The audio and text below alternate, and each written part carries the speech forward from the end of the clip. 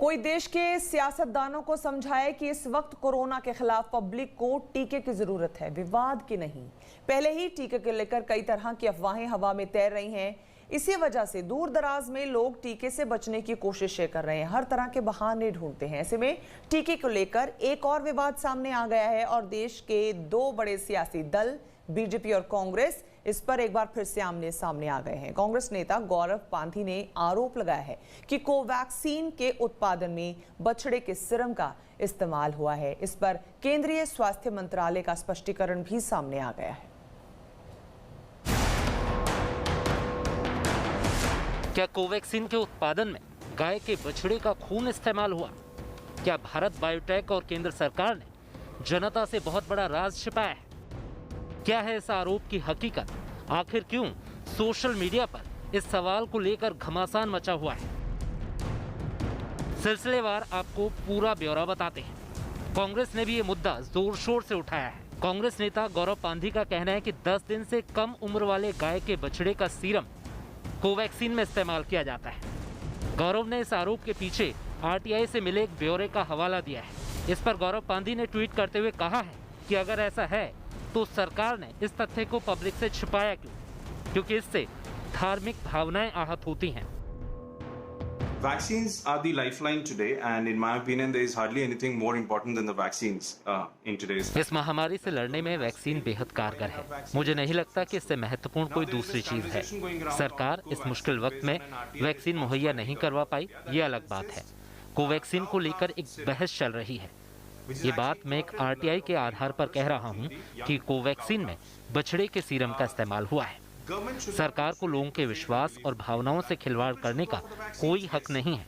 हाँ, लोगों को वैक्सीन जरूर लगवानी चाहिए, लेकिन सरकार की भी जिम्मेदारी है कि वो पूरी पारदर्शिता बरते और लोगों के सामने सही जानकारी लाए, ताकि लोगों की भावना आहत न हो।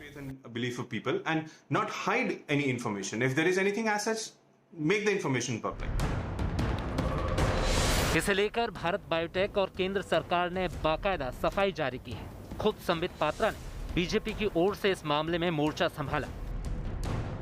आरटीआई में जो तथ्य सामने आए हैं उसका उत्तर सरकार को और भारत बायोटेक को देना चाहिए, उसके बाद इस पर कोई चर्चा हो सकती है।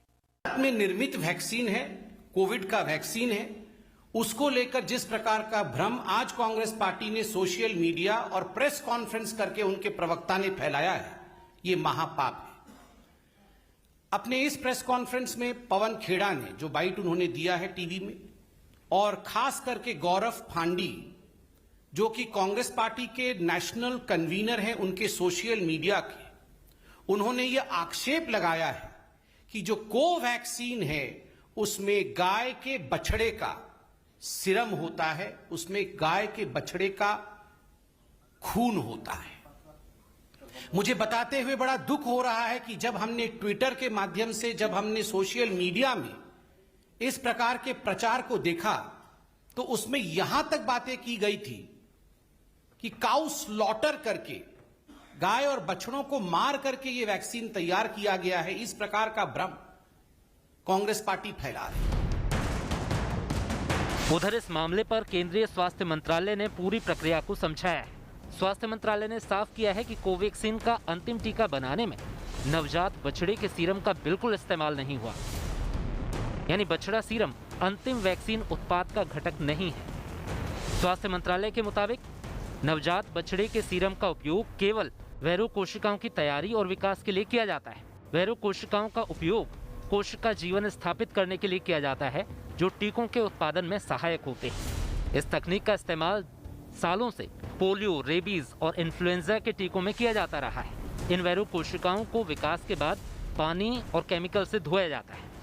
ऐसा इसे नवजात बछड़े के सीरम से मुक्त करने के लिए किया जाता है। इसके बाद ये वैरो कोशिकाएं वायरल ग्रोथ के लिए कोरोना वायरस से संक्रमित होती हैं।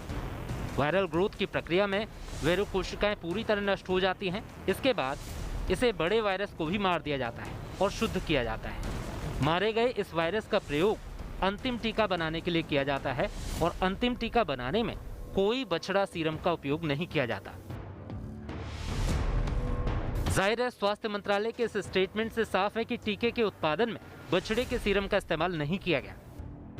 लिहाजा अब इस मामले को तूल देने का कोई मतलब नहीं है और सियासी दलों को भी ये समझने की जरूरत है कि टीकाकरण को लेकर आपसी सहयोग और